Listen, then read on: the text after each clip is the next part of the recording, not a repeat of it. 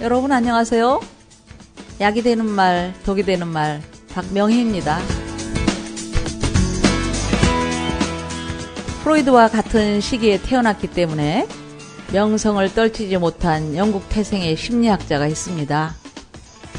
그분은 어린 시절 너무 수학을 못해서 학교에서는 열등생으로 낙인이 찍힌 학생이었는데, 어느 날 아버지를 학교로 부른 선생은 거침없이 이렇게 말했습니다. 머리가 너무 나빠서 상급학교 진학은 어렵겠습니다. 수학이 빵점이에요. 그러니 공부는 포기하는 것이 좋겠습니다. 일찍 장사하는 일이나 가르치십시오. 아버지는 집에 돌아와서 아들을 앞에 앉혀놓고 격려하기 시작했습니다. 잔뜩 주눅이 들어있던 아들에게 아버지는 이렇게 말했습니다. 지금까지도 넌 참 잘해왔다. 이제부터 아빠랑 수학을 열심히 공부하자. 하나님이 너와 함께 하시기 때문에 난 네가 수학을 잘할 수 있으리라 믿는다. 그날 밤부터 아버지가 직접 수학을 열심히 가르치기 시작했습니다. 한 달 뒤 수학 시간에 선생님은 아주 어려운 수학 문제를 칠판에 써놓고 누구 나와서 한번 풀어보라고 요청했습니다. 내심으로 아무도 풀 수 없으리란 생각을 하면서 학생들을 한번 쭉 둘러봤습니다. 그때 그 수학의 열등생이 손을 드는 것이 아니겠습니까? 선생님도 배꼽을 잡고 웃었고, 더더구나 학생들은 발을 굴러가면서 웃었죠. 수학의 열등생은 조용히 나가서 칠판에 그 문제를 또박또박 정확하게 풀어나가는 것이 아닙니까? 그때 선생님도 박수를 쳤고 교실의 모든 학생들이 박수를 치기 시작했습니다. 그때부터 그 학생은 열등의식에서 빠져나오기 시작했습니다. 그 후 그는 열등 심리학을 연구해서 교수가 된 아들러라고 하는 사람인데, 열등한 것이 나쁜 것만이 아니다.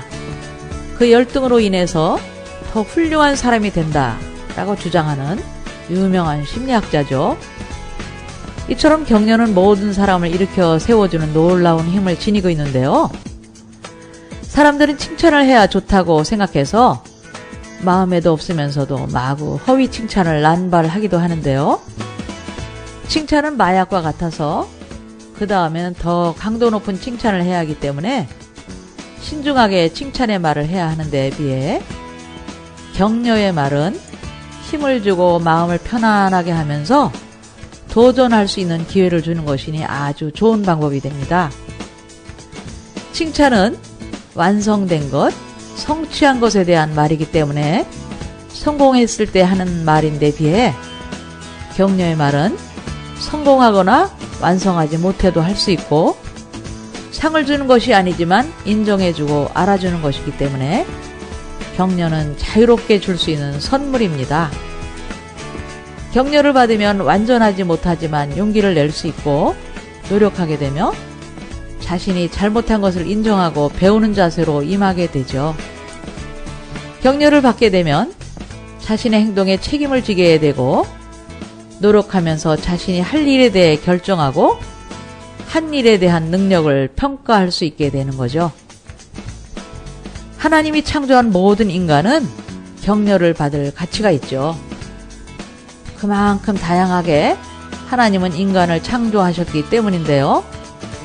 그 다양성을 인정하고 격려하는 것은 우리의 삶에 큰 활력소가 될 것이기 때문이죠. 격려의 말도 그냥 되어지는 것이 아니라 끊임없는 훈련이 필요한 것이죠. 또 한 가지 쉬운 예를 들어보면, 만약에 아들이 시험 성적을 나쁘게 받아왔을 때 많은 부모들이 이렇게 반응하죠. 그걸 성적이라고 받아왔니? 기가 막혀서. 넌 내 막내 삼촌을 닮아서 그따위로 공부를 못하는구나. 어머니의 따발총에 발끈한 아버지가 화를 버럭 냅니다. 왜 막내 삼촌을 들고 나와? 당신 오빠는 어떻고? 막내 삼촌이나 큰 외삼촌이나 모두 성공을 못해 어렵게 살아가는 친척들인데 이런 말을 듣고 아들은 이렇게 중얼거릴 것이 뻔합니다. 아, 나는 인생의 패배자구나. 부모가 인정한 것처럼 어차피 삼촌들처럼 될 거라면 될 대로 되라지. 공부는 집어치우고 놀러는 다니자고. 이때 부모님이 이렇게 격려했다면 얼마나 좋았을까요? 너 이번에 무척 노력한 걸 내가 안다. 다음에 더 열심히 공부해서 좋은 성적을 내도록 해라. 넌 할 수 있어. 지난번보다 더 좋아지고 있지 않니? 넌 해낼 거야. 아들을 신뢰하는 이 말은 상당한 힘을 주어서 아들은 빙긋 웃으면서 이렇게 말할 겁니다. 꾸중하지 않아서 감사합니다. 다음번엔 열심히 해서 잘하도록 도전할게요. 전 할 수 있어요. 이런 경우도 있죠. 머리가 나빠서 아무리 노력해도 성적이 오르지 않을 때는 자꾸 열심히 해서 좋은 성적을 받아오려고 하며 스트레스를 받을 수도 있기 때문에 이렇게 격려하는 것이 어떨까요? 지난번보다 성적이 좋아졌구나. 그러나 내가 목표하는 성적에 도달하지 못했지만 넌 얼마나 많이 노력했니? 우리가 보기에도 넌 최선을 다했다고 본다. 넌 아주 잘하고 있어. 네. 여기서 중요한 것은 아들에 대한 신뢰를 저버리지 말아야 한다는 점이죠. 어떠한 경우라도 실수로 여기면서 말이죠. 신뢰를 잃지 않는다면 그 신뢰에 맞게 사람은 행동하게 되어 있기 때문이죠. 또 한 가지 배려에 좋은 예가 있어 소개하려고 합니다. 100년을 기약하면서 달콤한 연애를 하던 때 두 연인의 꿈은 너무나 희망에 부풀어 있었습니다. 남자는 결혼을 위해 아파트를 준비하였고 여자는 새 아파트에 맞는 세간도 알아놓았습니다. 그렇게 희망이 부풀어 결혼 준비를 하던 때 여자 아버지가 사업에 실패를 해서 회사의 문을 닫았습니다. 그 충격으로 여자의 아버지는 병원에 입원하게 되었습니다. 결혼을 한 달 앞둔 어느 날 남자는 여자의 손을 잡고 아픈 고백을 하는 것이었습니다. 자기가 보여주었던 새 아파트는 사실은 자기의 것이 아니라는 것이었습니다. 여자도 사실 새 아파트로 가져갈 혼수품을 살 수 없는 형편이었기에 그 말에 그렇게 실망하지는 않았습니다. 그들은 어렵게 단칸방에서 신혼살림을 차렸습니다. 그런데 남자의 월급이 결혼 전에 이야기하던 것과는 다르게 너무 작았습니다. 그래도 여자는 신혼의 맛에 기쁘게 살았죠. 여자의 아버지도 건강을 얻고 다시 사업을 시작하였습니다. 사업도 잘 되었습니다. 그런데 사람의 마음은 참 이상하죠?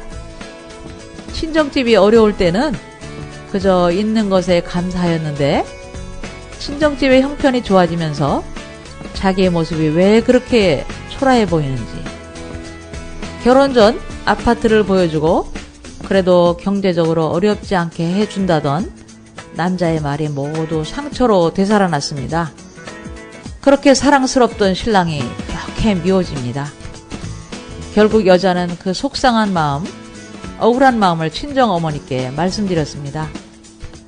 아픔을 이야기하는 여자의 볼에서 아픈 눈물이 흘러내리고 이야기를 듣는 여자의 어머니의 눈에서도 눈물이 흘러내렸습니다. 이야기를 듣고 난 어머니는 딸에게 숨겨놓았던 비밀을 이야기해 주었습니다. 사실은 김서방이 아무 말 하지 말라고 했는데 이제는 털어놓아야겠구나. 여자의 어머니가 해준 말은 이런 내용이었습니다.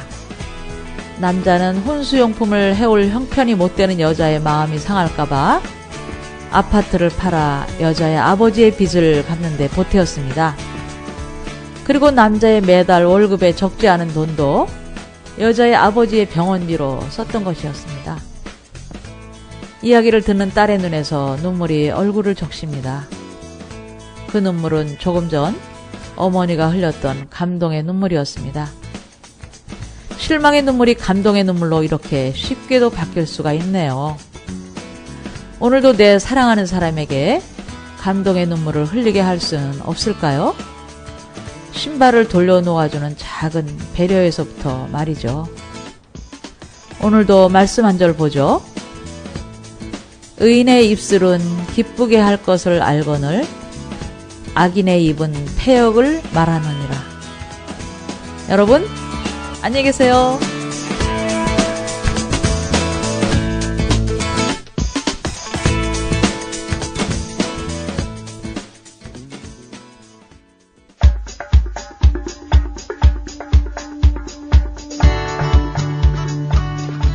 KCN 인터넷 라디오 방송입니다.